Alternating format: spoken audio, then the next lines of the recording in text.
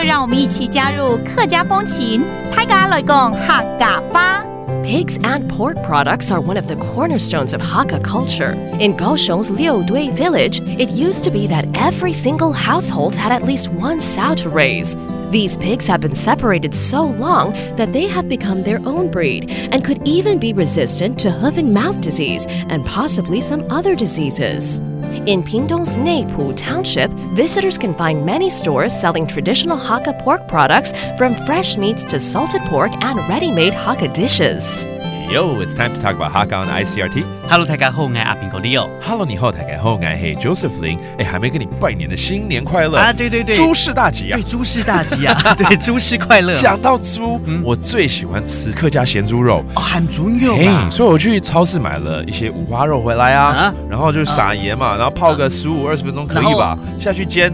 就是咸的猪肉而已，就是失败了嘛！我跟你讲，不是客家咸猪肉呢，它是要有一个制作流程的，而且客家有一句谚语你就知道这个猪对这个客家人很重要，它叫做“贫穷莫断猪，富贵莫断叔”。什么东西不要断猪，什么东西不要断叔？没错，就是再怎么穷不要断猪，就是不能不养猪啊。然后呢，再怎么富贵呢，不能不读书，还是要读书。是，可见养猪跟读书在客家人很重要性。没错，没错。而且台湾在尤其是六堆有一种猪种叫做六堆黑猪这个猪它的体质好，抵抗力强，当年它就是挺过了口蹄疫的唯一的猪种所以又健康又好吃的猪种。是啊，买六堆黑猪来腌制，应该就是咸猪肉的顶级了。没错。所以在这个屏东内埔乡就有很多饲养这个本土黑猪的这个业者呢，他们就从这个畜牧业呢，就转型变成食品贩售业，然后呢就把它用真空包装包好就可以宅配了，对不对？没错，在台北就可以买得到。我可以这样子订就好了吗？是，在家自己